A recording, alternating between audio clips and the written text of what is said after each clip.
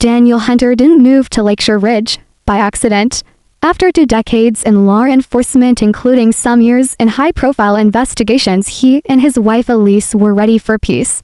Their home was a small, craftsman-style build, nestled under tall pines, with a porch Elise dreamed of decorating with antique pots and bird feeders. For a while, it was perfect every morning. Elise brewed tea and sat on the wooden bench her grandmother had given her before she passed. It had a carved backrest and soft fading in the corners, signs of age. Not where, to her, it wasn't furniture. It was memory. But peace has a way of drawing envy. One Thursday afternoon, Daniel returned from a supply run and noticed the envelope taped crookedly to their garage. White paper, sealed with HOA letterhead. But the words inside were anything but professional. Violation notice. Decorative furniture not in compliance with Section 7C of the Architectural Design Guide. Innes, bench must be removed from porch within 24 hours to avoid a $75 daily fine. Daniel frowned. He reread it twice, then looked at the bench, then again at the letter. Seriously? He muttered. Elise stepped out, wiping her hands on a kitchen towel. Something wrong? He handed it to her. She read it in silence, then chuckled nervously. Is this real? That bench has been out there since we moved in. I guess Karen thinks it's a threat to the property values. Elise's smile faded. Karen, president of the HOA, met her once. Looks like a substitute teacher with a chip on her shoulder. She's never even introduced herself. Daniel folded the letter. I'll call and clear it up, but clearing things up was never Karen's style. She showed up that same evening.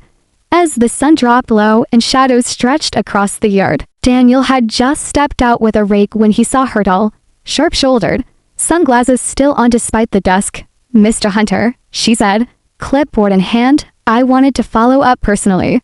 Daniel nodded. You mean the bench, correct? Decorative wood furniture not matching pre-approved tones is against design standards. Section 7C. It doesn't align with the neighborhood aesthetic. It's a bench. Karen smiled. Today it's a bench. Tomorrow, someone hangs wind chimes. Then a hammock, pretty soon. The community looks like a garage sale. Daniel leaned on his rake. You know it's a family heirloom, right? Not some plastic beach chair. Emotional value doesn't exempt homeowners from rules. You signed the CCers, Mr. Hunter, right? And I also know due process. You're supposed to give 14 days to comply, not 24 hours.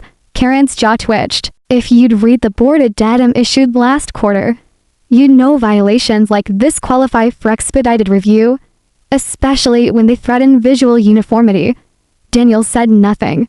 He'd seen this behavior before. He used to arrest people for those who needed power over something because they had none over themselves. Karen turned to leave. You'll receive a follow-up notice tomorrow. Please do the right thing and remove it. Elise stepped outside. Is everything okay? Karen glanced at her and offered a sweet but sour smile. I'm sure Mr. Hunter will explain. Just a minor violation. Nothing to worry about. When Karen drove off, Elise looked at her husband. Is she serious? She's the queen of her little kingdom. Daniel said, and right now, she thinks we're just peasants. They left the bench on the porch that night. Neither of them slept well. The next morning, Daniel found another letter taped to their mailbox. Second notice. Non-compliance will result in fines and further action. No signature this time. No stamp.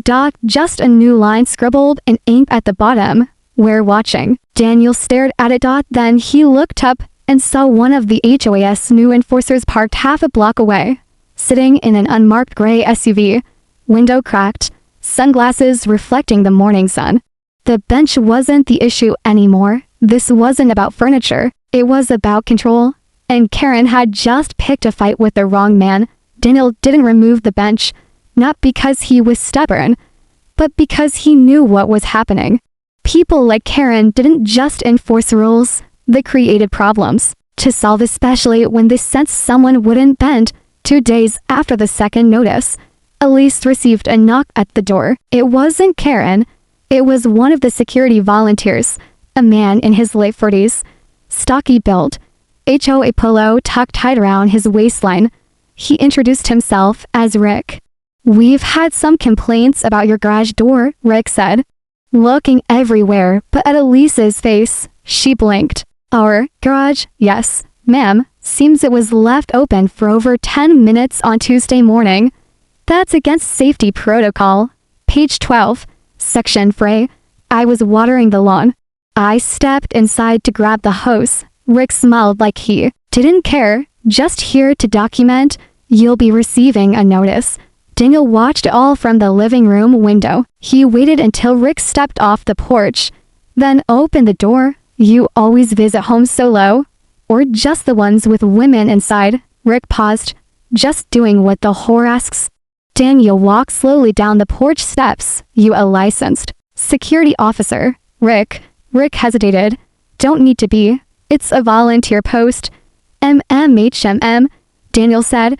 "You ever walk up to my wife unannounced again, and I'll file a report for harassment." "Understand me?" Rick gave a half laugh and walked away without answering. Later that day, the next notice arrived. "Garage violation, $50 fine. Improper planned arrangement, $30 fine. Suspicion of short-term guest, under review." That last one, it was about Daniel's brother, Marcus, who'd stayed over for the weekend. A family visit turned into HOA suspicion. Daniel snapped a photo of the letter and sent it to the HOA's general contact. No reply. He called the whore office. "We're not currently accepting homeowner feedback due to restructuring." The voicemail CHIRPED. By the following week, fines had reached $350. Elise cried in the kitchen, frustrated, defeated. "I feel like we're being hunted," she said. "Is it just us?" Daniel didn't answer. Not yet. That night, he walked the neighborhood, quietly, to blocks north. He knocked on a door belonging to an older woman who'd waved to Elise once. Her name was Clara, a widow, former school teacher. Daniel asked, "Have you ever gotten strange letters from the HOA?" She showed him a drawer full of them. Fines for leaving a recycling bin out 30 minutes past collection. Warnings for her grandson parking crooked in the driveway. And one particularly nasty letter about a pink wind spinner she hung in her garden. She said it made the cul-de-sac look like a yard sale. Clara said. Karen's words. Clara's eyes narrowed. "But no one says anything. People are afraid. If you complain." She doubles down. Daniel visited to more neighbors that night. Same stories. One couple had received fines after their daughter drew chalk hearts on the sidewalk. Another man said Karen threatened to have his dog declared aggressive for barking too loudly at squirrels. This wasn't isolated. Karen had created a rule by intimidation system. The HOA board, filled with her loyal friends, elections were quietly postponed year after year. The volunteer security team was handpicked by Karen herself. Back at home, Elise was sitting on the porch bench with a blanket over her legs. Daniel sat beside her. "You're not crazy. And we're not alone. I don't want to move again," she whispered. "We've done nothing wrong." Daniel looked out across the street at the dark SUV parked under the tree again.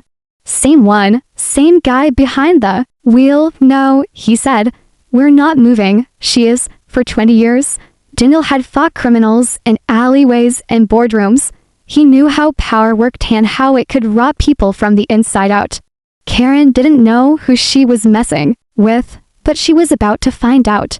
Saturday morning was supposed to be simple. Elise just needed to check the community mailbox. It was a 2-minute walk, maybe 5 if she took her time. The sky was clear. The air smelled of cut grass, but Daniel had a bad feeling he couldn't explain. "Want me to walk with you?" he asked casually. Still in his robe, she smiled. "I've got it. It's just the mailbox." She didn't return for 20 minutes. Daniel was on the porch when she finally turned the corner slow, unsteady, her arms tight to her chest. When she got closer, he saw it. Her wrist was red and slightly swollen, like she'd been grabbed. "Elise," he said, rushing to her. "What happened?" She sat down on the bench, trying to hold it together. Her hands trembled. They were waiting, Rick and the new guy. I don't even know his name. Did they touch you? She nodded, biting her lip. I tried walking past, but they stepped in front of me. Said I was under active review for subletting. One of them reached for my bag and Daniel was already standing, jaw tight. They put their hands on you. Rick grabbed my wrist. Said I was acting non-compliant, like I was being interrogated. Daniel didn't answer. He walked inside, opened the hall closet, and pulled out a long-forgotten metal box. Inside, his old digital voice recorder, a still valid notary commission, and buried at the bottom his retired badge, tucked in black felt. He turned the badge over in his hand, cold, heavy, and now necessary. He called the HOA. Karen answered. On the fourth ring, "This is Karen," she said brightly. "This is Daniel Hunter. I'm calling about your enforcers." Yes. I've been made aware of some tensions. Elise was reportedly evasive during a compliance check. Daniel's voice lowered. They physically blocked her from accessing the mailbox. They touched her. There was silence on the line. If true, Karen said finally, they were acting in line with neighborhood safety policies. We're empowered to investigate suspicious activity. You are not law enforcement. We represent the HOA's security committee. Mr. Hunter. Daniel's tone flattened. Touch my wife again and I will file criminal assault charges. And believe me, I know the process intimately. Karen exhaled. There's no need to escalate. You just did.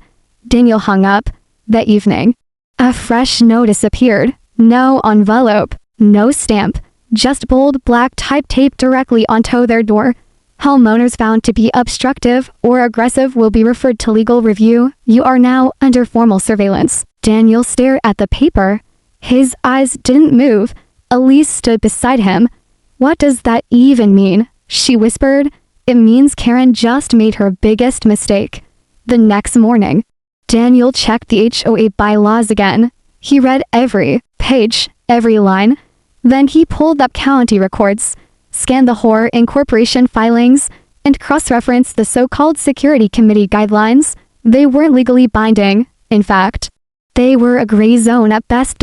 Then he checked one more thing, something Karen probably never expected him to notice. Rick, the man who had grabbed Elise, he wasn't listed anywhere in the HOA's registered volunteer database. No background check, no authorization. Daniel made a call to an old colleague in the sheriff's department.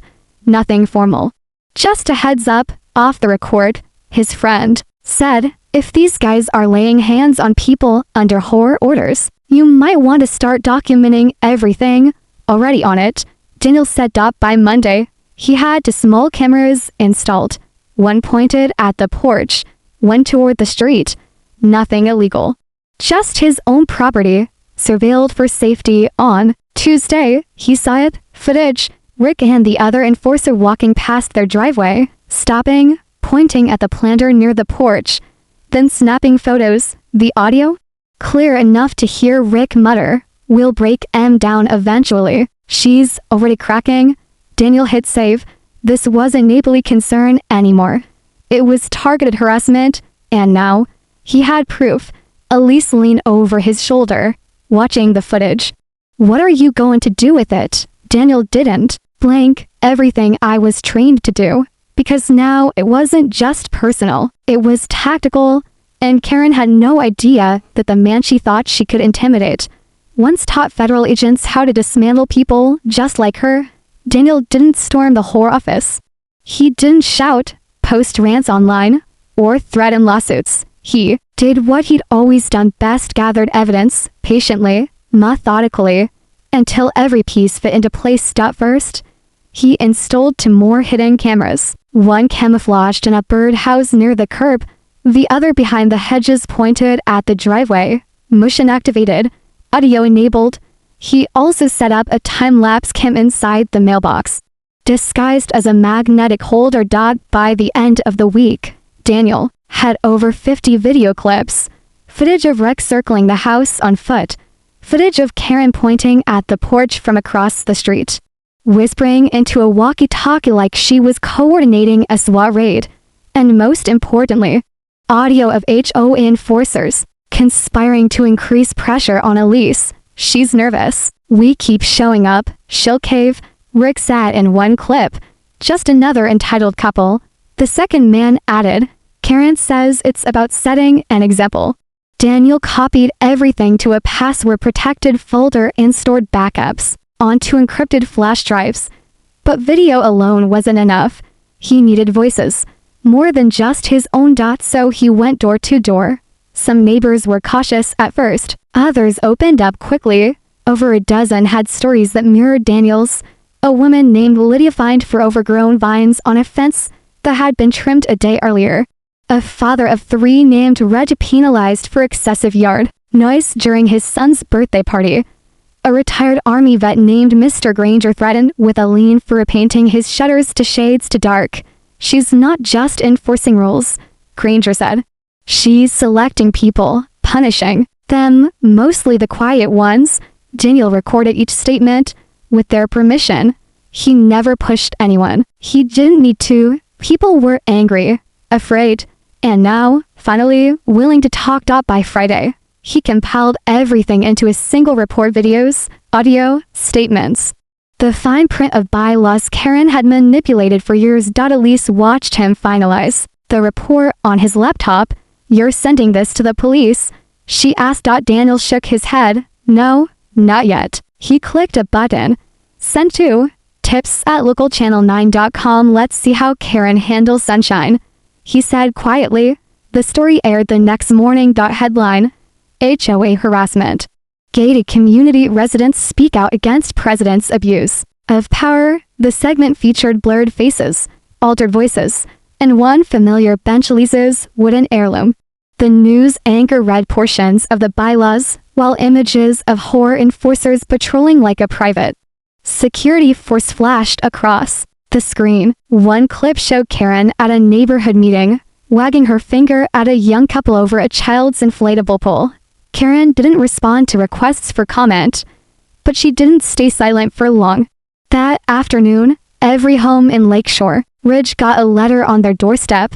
Do not be misled by smear campaigns or disgruntled residents. The HOA exists to protect your property values. Malicious complaints will be met with legal response. But something had shifted. Neighbors started talking to each other in driveways, on sidewalks. People who had once kept their heads down were now asking questions. How long has this been going on? Did you know we haven't had an election in 3 years? I got fined for planting sunflowers. Karen didn't step outside that weekend. The SUV with her enforcers was nowhere to be seen. Daniel spent that Sunday walking the neighborhood, quietly handing out copies of a document he'd printed the night before. Motion of no confidence sign AC. Accordance with the Lakeshore Ridge bylaws. Section 11.3. We, the undersigned, formally request the immediate removal of all current HOA board members. Citing unlawful harassment, below manipulation, official intimidation, failure to follow due process of 40% of homeowners sign. A special vote must be held within 15 days. Elise watched from the porch as Daniel moved house to house. Calm, but determined. Do you think they'll be brave enough to sign? She asked when he returned. Daniel looked down the street, where two neighbors had just nodded and taken pens from his hand. They already are. What Karen didn't realize, her greatest weapon, fear, was already broken, and Daniel was just getting started. Monday morning in Lakeshore Ridge was different, quieter, but not peaceful. It was the kind of quiet that comes before a storm. Daniel's motion of no confidence had collected 31 signatures in 2 days. That was nearly a third of the entire neighborhood. Karen didn't respond to it directly. Instead, she retaliated the only way she knew how, by escalating. A new notice appeared on Daniel and Elise's door. This one was typed in all caps and bold lettering. CESE and desist. Distribution of defamatory material. Continued attempts to undermine the board will be met with civil penalties. Daniel read it once, then laughed out loud. She's bluffing, he said to Elise. She's panicking. But that panic didn't stop her. By midweek, Karen had gone into full spin control. She hosted a neighborhood town hall at the clubhouse, invitation only. No media, no cameras, only hand-picked residents, most of them older, less tech-savvy, and long-time HOA loyalists. Daniel wasn't invited. But that didn't matter, because the Channel 9 news story had done exactly what he'd hoped. By Thursday morning, it went viral on social media. Clips from the segment began circulating online. One clip, Karen berating a resident for hanging patriotic bunting before the official date allowed by the HOA, spread fast. Reddit threads lit up. Horror stories began flooding the comments. On TikTok, a woman in Texas stitched the story and said, "This is why I'll never buy into an horror again." Karen's name trended locally for 2 straight days. Then came the call Daniel didn't expect. A producer from a national morning show reached out. "Mr. Hunter, we'd like to discuss featuring your story. Not just for HOA abuse, but about your quiet fight against it." Daniel declined the interview, but passed the contact to a neighbor named Clara, the retired school teacher. She'd been waiting a long time to speak. Clara sat down for an on-camera interview and told the world this wasn't about grass height. It wasn't about rules. It was about one woman trying to control a community that didn't fight back until now. By Friday afternoon, the HOA board released a public statement, this time via email, likely written by someone else.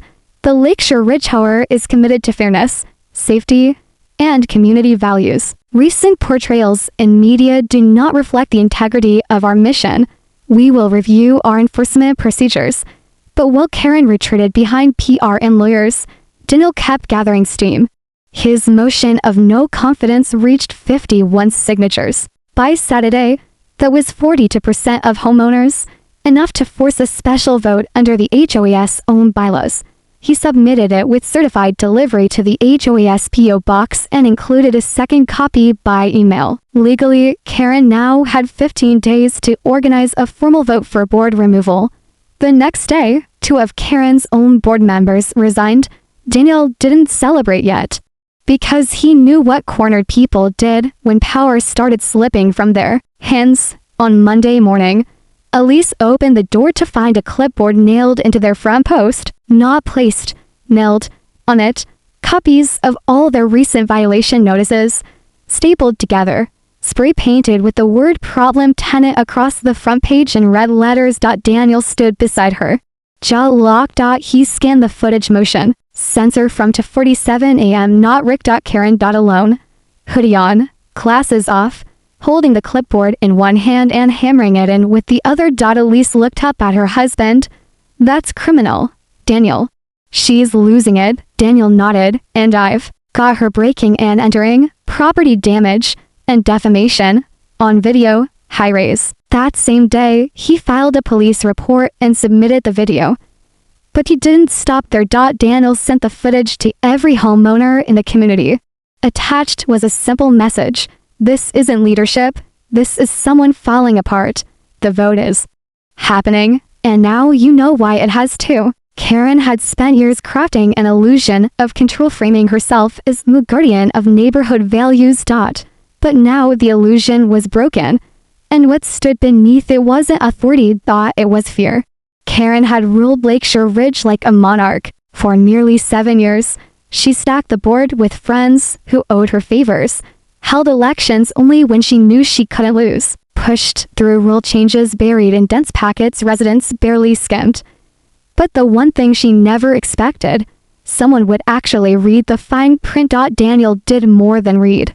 He dissected the HOA's bylaws the same way he once dissected federal cases. And what he found in Section 11.4, rarely referenced clause buried in legal jargon, was the key.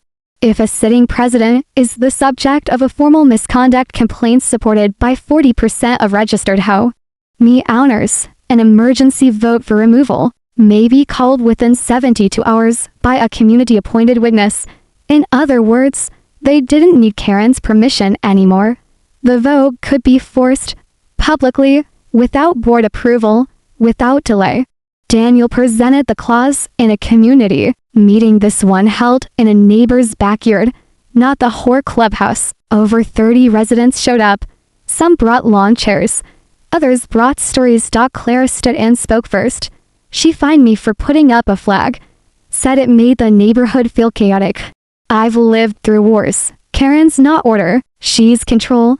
Then Reggie shared how his son's birthday party had triggered a $200 fine for amplified music after hours. Even though it was 3 in the afternoon. The meeting grew emotional. Neighbors realized they weren't alone.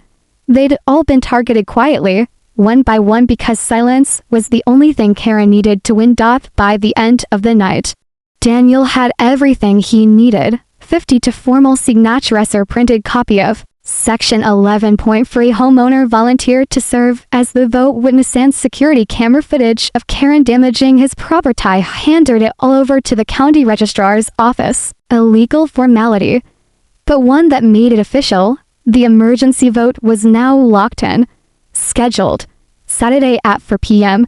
in the community park. Karen didn't go quietly. The next morning, she sent out a newsletter titled "A Community Under Siege." It gleamed a wave of anti-HOA sentiment driven by misinformation and outsiders.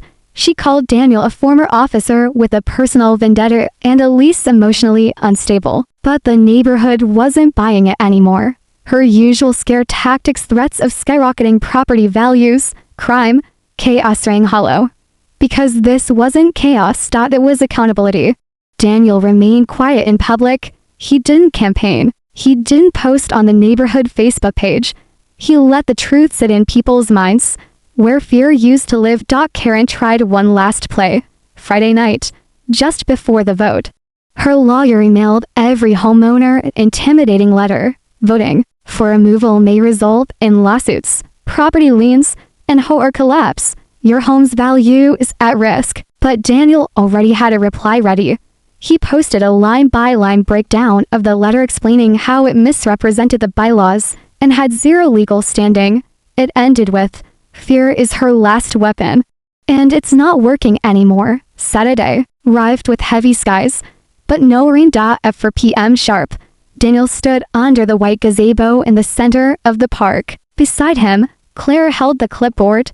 Neighbors filed in steadily. One by one, they signed the vote document. No chants, no protests, just quiet resolve. Karen showed up late, flanked by Rick and the second enforcer, both now clearly uncomfortable. She stood outside the gazebo, arms crossed, sunglasses on. Even as the clouds rolled in, "This is invalid," she snapped.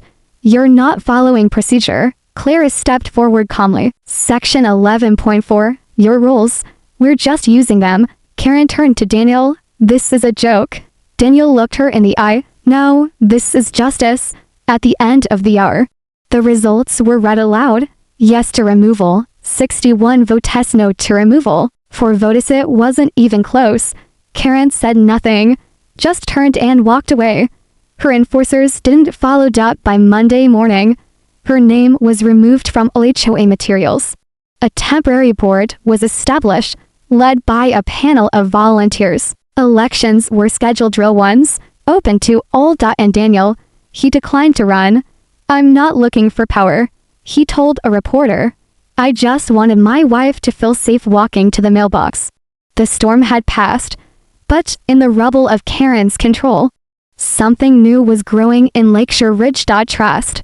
Karen's name was gone, her enforcers dismissed, and for the first time in years, Lakeshore Ridge felt normal. Kids rode bikes again without being stared down.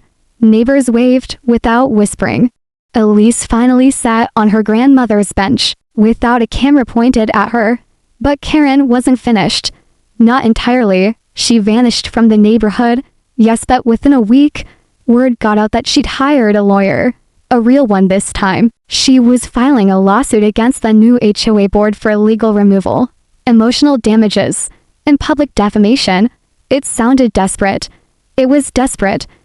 But then, in a bizarre twist, Karen's legal team filed a public brief that included personal information about Daniel, details not mentioned in the news coverage. Full name, past service history, old badge number, division ID. Someone had been digging. That's when the calls started. The local station reached out again, then Channel 9, then a former contact from the bureau. Elise sat with Daniel on the porch one evening, scrolling through her phone. "Dan, this says you weren't just law enforcement." He took a long sip of his coffee. "I never told you the full story. You said you worked organized crime units."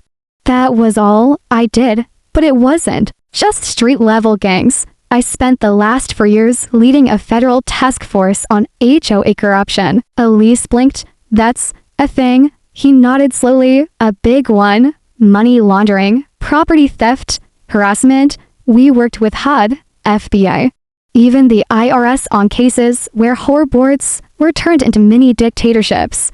Karen fits the profile." "You never said anything?" "Because the last case I worked we got to close. One of the board presidents we exposed in Arizona threatened my name would be public. Elise, they tried to dox me. I had to walk away for our safety." Elise looked stunned. "You came here for peace and ended up walking into the same nightmare. I thought I'd left that world behind." But Karen made the same mistake all of them do. "What's that?" She thought she was untouchable because she wore a title. The day after the lawsuit filing, Daniel took a drive 3 hours north to the regional office of the state attorney general, not to press charges, but to offer cooperation. Karen had crossed the line from HOA nuisance to legal liability.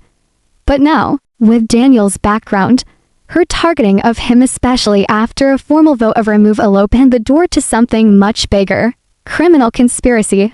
Karen had forged notices, enlisted unlicensed enforcers, accessed private resident information without consent, and now she was attempting to publicly smear a former federal investigator.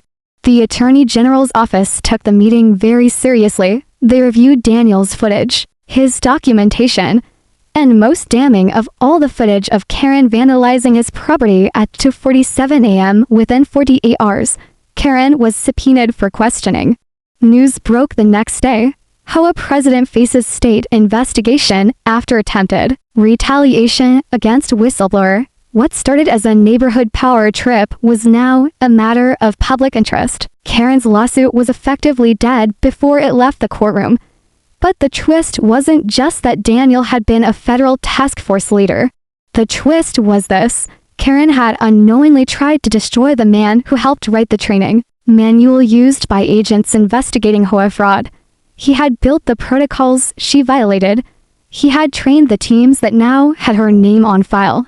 Neighbors gathered in clusters the evening, whispering as news spread like wildfire. Some felt guilty for staying silent. Others felt empowered. Karen knocked on Daniel's door that night. "I don't mean to pry," she said. "But who are you, really?" Daniel smiled gently. "Just a man who's tired of watching bullies win." Elise sat beside him on the porch later, fingers laced with his. "You never wanted any of this, did you?" He shook his head. "No, I just wanted a quiet life. But when they touched you, it stopped being about peace." She leaned into his shoulder. "I'm proud of you for all of it." Daniel exhaled deeply, slowly. The fight wasn't over. But for the first time in months, the tide had fully turned. Karen's empire had collapsed, built on fear, lies, and manipulation. And now, the law she bent was coming for her. 2 weeks passed. Karen was gone, formally removed from the HOA board, under investigation, and now facing multiple counts of criminal misconduct. The temporary board replaced her inner circle with homeowners who had once been too afraid to speak up. Now, they were leading the cleanup. Lakeshore Ridge wasn't just healing, it was changing. The first official community election was held the following Saturday, under supervision from the county's housing liaison. Flyers were mailed out, voting booths set up in the park gazebo. And for the first time, every resident had a say in who represented them. Daniel didn't run. He didn't need a title to lead. But he made sure Elise came with him that morning, hand in hand, past the benches, past the clubhouse, and straight into the center of the park, where every neighbor greeted her with smiles. She was no longer the woman who flinched at every knock. She was the one people now looked to with quiet admiration. One by one, neighbors approached Daniel to shake his hand. "Thank you," they said. "We didn't know how bad it really was. until you showed us. But Daniel always replied the same, you didn't need me, you just needed each other. A few days later, an unmarked government envelope arrived at Daniel and Elise's home. Inside was a formal letter from the state attorney general's office. Karen's case had been escalated. Multiple charges had been filed: malicious misrepresentation, unauthorized surveillance, misuse of private data, and criminal intimidation. Her use of unregistered personnel like Rick was being folded into a broader investigation into HOA abuse across the state. They'd even found altered documents tied to past lien threats that could lead to felony charges. Daniel set the letter down quietly. Justice wasn't loud. It wasn't dramatic. Sometimes it was just a white envelope that meant something finally ended the way it should. Single quotes. Later that week, Elise got a surprise of her own. A few neighbors had come together. Clara, Reggie, the Grangers, and had a custom plaque made for the bench on her front porch. It read, "For Elise Hunter was set strong when they tried to shake her. A reminder that peace belongs to the brave." She cried when she read it, not because she was sad, but because, for the first time in months, she didn't feel like a target. She felt like home. That Sunday, Daniel hosted a neighborhood cookout. Not a huge one, just a small gathering: burgers, lemonade, folding tables on the grass. The kind of thing that had been rare under Karen's reign of written warnings and fines. Kids laughed, dogs barked. For once, nobody was documenting anything for a report. Just as the sun dipped low, casting long shadows across the lawns, Daniel stood with a paper plate in one hand and a plastic cup in the other. Clara leaned over with a grin. "You sure you won't run for HOA president?" Daniel chuckled. "I already served my time." But Elise smiled softly beside him and said, "He's not retired, just waiting for the right emergency." Everyone laughed, because they all knew the truth now. Daniel wasn't just the guy with the badge in his drawer. He was the reason Lakeshore Ridge had a second chance. The bench stayed. No fines, no threats, just sunlight, wildflowers, and sometimes a red cardinal that perched there in the mornings. Rick, the so-called enforcer, had moved away quietly. No one missed him. Karen, she'd hired another attorney, this time for herself, not to sue others. Last anyone heard, she was living with her sister in Clearwater, under strict legal supervision until our court date. Her name became more of a warning than a memory. Don't go full Karen, some joked. But Daniel never joked about it, because he knew people like her didn't just want power, they wanted silence, and he made sure she never got that again. On the porch one evening, Elise asked softly, "Do you regret anything?" Daniel thought for a moment. "Yeah," he said, "I regret not speaking up sooner. But I don't regret how it ended." She leaned against him, the evening breeze brushing over their shoulders. "We're still here," she whispered. He nodded. "We always were." The end.